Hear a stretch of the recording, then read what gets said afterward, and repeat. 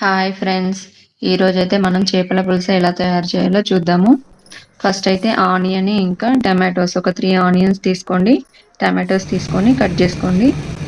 పొడవుగా కట్ చేస్తే కొంచెం మిక్సీలో ఈజీగా నలుగుతుంది.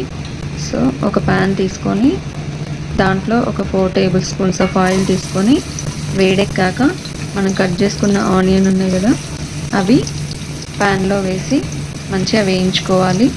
కొంచెం బ్రౌన్ కలర్ వచ్చేలాగా వేయించుకొని కొన్ని ధనియాలు ఇంకా వెల్లుల్లి రెబ్బలు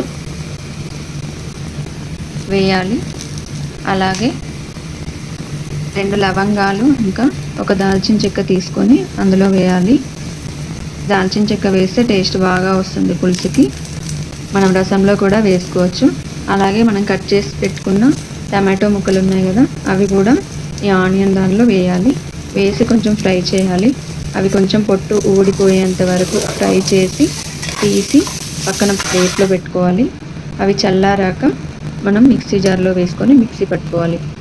అంతసేపట్లో మనం ముందుగా పెట్టుకున్న ప్యాన్ ఉంది కదా, అవి తీసేసాక కొంచెం ఆయిల్ తీసుకొని అందులో కలిపి పెట్టుకున్న ఫిష్ ముక్కలు, ఇందులో పసుపు, కారం, కొంచెం కారము, ఒక 2 స్పూన్ల కారము, ఉప్పు కలిపి పెట్టుకొని ఉంచుకోవాలి. ఆ ముక్కలు ఈ ఆయిల్లో వేసి కొంచెం, అంటే స్పూన్తో గట్టిగా అనకూడదు, ఫిష్ ముక్కలు పాడైపోతాయి. స్లోగా కలపాలి. లేకపోతే మీకు గిన్నెతో ఇట్లా ఊపడం వస్తే అలాగే చేసుకోవచ్చు. సో ఇలా కొంచెం ఫ్రై చేస్తే ముక్కలు గట్టి పడతాయి, అప్పుడు విడిపోకుండా ఉంటాయి పులుసులో వేసినప్పుడు. సో ఇలా పెట్టిన తర్వాత మనం తీసి పెట్టుకున్న ఆనియన్ అవన్నీ ఉన్నాయి కదా, ఇవి ఫ్రై అయ్యేంతలో అవి తీసి మిక్సీ జార్లో వేసుకొని మిక్సీ పట్టుకోవాలి. ఇప్పుడు చూపిస్తున్నాను కదా నేను, ముక్కలు కొంచెం కొంచెం ఫ్రై అవుతూ ఉంటే అలా ఊపుతూ ఉంటే ఏం అవ్వకుండా ఉంటాయి, ముక్కలు చెదిరిపోకుండా ఉంటాయి.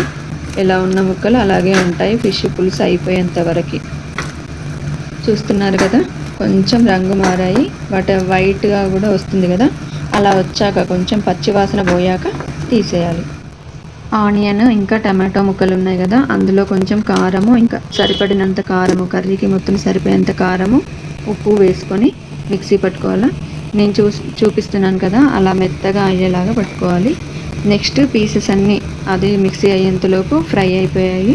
చూసారు కదా, ఒక్కొక్కటిగా తీసుకొని ఒక గిన్నెలో వేసుకోవాలి, ఏం పాడవకుండా తర్వాత ఫిష్ ముక్కలన్నీ తీసాక గిన్నెలో ఆయిల్ ఉంటుంది కదా, అదే ఆయిల్లో, లేకపోతే ఆయిల్ సరిపోదనుకుంటే ఇంకో కొంచెం ఆయిల్ వేసుకున్నా ఓకే.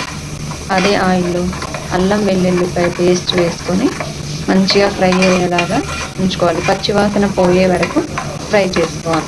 ఒకవేళ మీరు పులుసులో జీలకర్ర మెంతి పౌడర్ కాకుండా మెంతాకు వేసుకోవాలనుకుంటే, ఇప్పుడు అల్లం వెల్లిపాయ పేస్ట్ వేసుకుంటాం కదా, అది వేసుకున్న తర్వాత మెంతాకు వేసుకొని ఫ్రై చేసుకోవాలి. ఒకవేళ పౌడర్ వేసుకుంటే కనుక పౌడర్ లాస్ట్లో వేసుకుంటే బాగుంటుంది, లేదా పోపులో కూడా వేసుకోవచ్చు. తర్వాత మనము మిక్సీ జార్లో మిక్సీ పట్టుకున్నాం కదా, ఆ పేస్ట్ అంతా ఇందులో వేయాలి.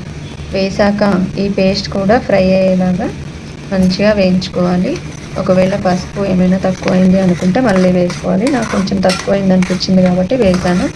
ఆయిల్ అంతా ఇలా పైకి వచ్చేంత వరకు ఫ్రై చేసుకోవాలి. అప్పుడు చాలా బాగుంటుంది, చిక్కగా వస్తుంది పులుసు. ఇదంతా ఫ్రై అయిపోయి ఆయిల్ అంతా పైకి వచ్చిన తర్వాత అప్పుడు చింతపండు పులుసు వేసుకోవాలి. చింతపండు పులుసుని మనం ఇప్పుడే అడ్జస్ట్ చేసుకోవాలి. కారము, ఉప్పు ఇంకా చింతపండు పులుసు. చూసారు కదా, ఇలా ఫ్రై అయిపోయింది, ఆయిల్ అంతా పైకి వచ్చేసింది. తర్వాత నేను కొంచెం చిక్కటి చింతపండు పులుసుని 1 కప్పు తీసుకొని 2 కప్పుల వాటర్ తీసుకున్నాను. మీరు ఎంత పులుపు తింటారో దాన్ని బట్టి అడ్జస్ట్ చేసుకుంటే సరిపోతుంది.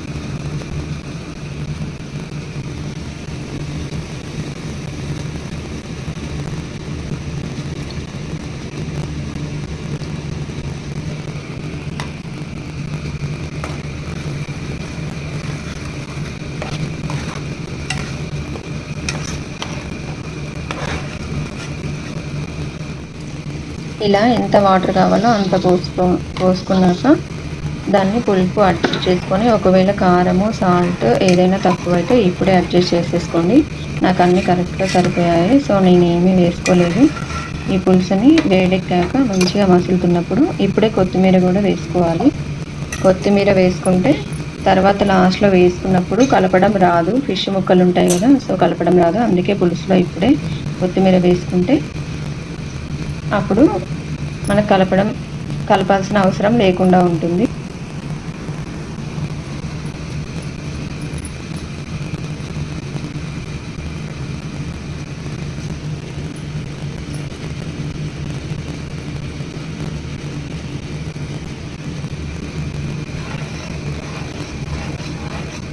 చూసారు కదా పులుసు ఎంత చిక్కగా వచ్చిందో.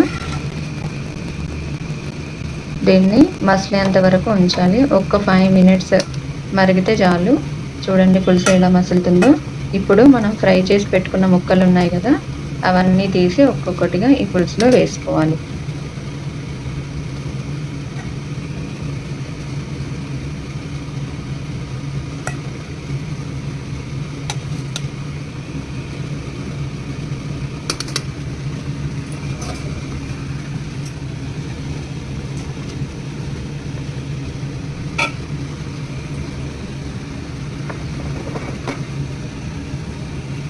ఫిష్ పీసెస్ అన్నీ వేసేసుకున్నాం కదా.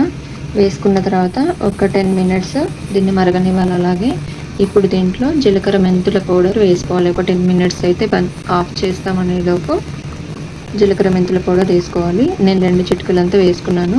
మీ పులుసుకి సరిపోయేంత మీరు వేసుకోండి. దీన్ని కలపెట్టకండి, ఇలా ఊపండి. కొంచెము ఊపితే ముక్కలు విరగకుండా ఉంటాయి. చూసారు కదా ఎంత చిక్కగా వచ్చిందో పులుసు. అయిపోయిందండి, ఆఫ్ చేశాను ఇప్పుడే. చూడండి ఆయిల్ ఇలా పైకి వచ్చేంత వరకు ఉంచాలి. ఈ రెసిపీ మీకు నచ్చినట్టయితే లైక్ చేయండి, ఫాలో చేయండి. Thank you so much friends.